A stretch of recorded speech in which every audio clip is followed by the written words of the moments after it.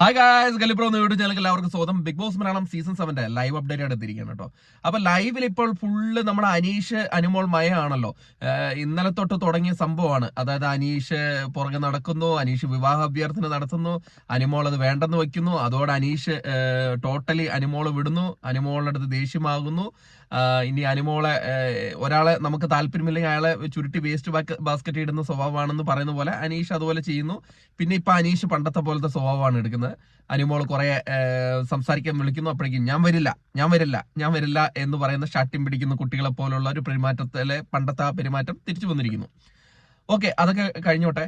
ഇതിൽ ഒരു ശ്രദ്ധേയമായ ഒരു കാര്യം, ജയിൽ നോമിനേഷൻ ഇന്ന് വന്നിട്ടുണ്ടായിരുന്നു. അപ്പം ജയിൽ നോമിനേഷനിൽ നമ്മുടെ അനുമോള് അനീഷിനെ കുറിച്ച് നല്ലൊരു കാര്യമായിട്ടാണ് അവിടെ പ്രതിപാദിച്ചത്. അനീഷേട്ടൻ കുറെ ഹെൽപ്പ് ചെയ്തു. ഞാൻ വയ്യാണ്ടിരുന്നപ്പോൾ എൻ്റെ കൂടെ ഉണ്ടായിരുന്ന അനീഷേട്ടൻ മാത്രമായിരുന്നു. ഞാനിവിടെ എല്ലാവരുമായിട്ട് അടിയിട്ട് ഞാൻ മാറിയിരുന്നപ്പോൾ അനീഷേട്ടനാണ് എൻ്റെ അടുത്ത് സംസാരിച്ചത്. അങ്ങനെയൊക്കെ പറഞ്ഞിട്ട് അനീഷേട്ടനെ കുറെ പൊക്കി പറയുന്നു. പക്ഷെ നമ്മുടെ അനീഷേട്ടൻ എന്താ ചെയ്തത്? അനീഷേട്ടൻ ജയിൽ നോമിനേഷനിൽ നോമിനേറ്റ് ചെയ്ത ഒരു മത്സരാർത്ഥി എന്ന് പറയുന്നത് അനുമോളെയാണ്. അതിന്റെ റീസൺ എന്ന് പറയുന്നത് കിച്ചണിൽ കയറിയിട്ട് അടിയുണ്ടാക്കി. അതായത് അന്ന് ആ ഫുഡിന്റെ കാര്യത്തിന് കിച്ചണിൽ അടിയുണ്ടാക്കി. ഒരു കാരണമില്ലാണ്ട് കിച്ചണിൽ കയറിയിട്ട് അടിയുണ്ടാക്കുന്നു. അതോടൊപ്പം തന്നെ അത്രയും നാള് സുഹൃത്തായിരുന്ന ആദിലെ എടുത്ത് മിണ്ടാതിരിക്കുന്നു എന്നുള്ള റീസൺ ആണ്. പക്ഷെ ഈ അനീഷ് തന്നെയല്ലേ ആ സമയത്ത്, അന്ന് ആ പ്രശ്നങ്ങൾ ഉണ്ടായിരുന്ന സമയത്ത് അനുമോളെ സപ്പോർട്ട് ചെയ്ത് സംസാരിച്ചത്, ഷാനവാസുമായിട്ട് അടിയുണ്ടായത്, അനുമോളെ സപ്പോർട്ട് ചെയ്തിട്ട് ഷാനവാസുമായിട്ട് അടിയുണ്ടാക്കിയത്.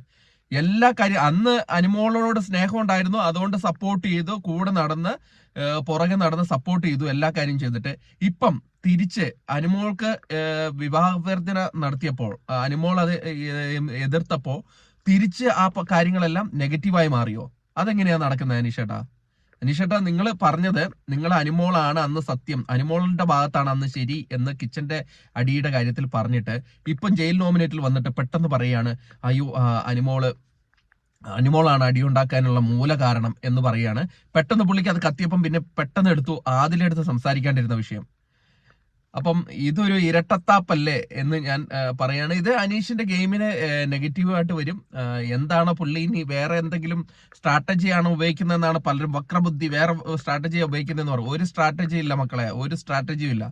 ഈ ലൈവ് സീസൺ ഫുള്ള് എടുത്ത് നിങ്ങൾ നോക്കിയാൽ മതി.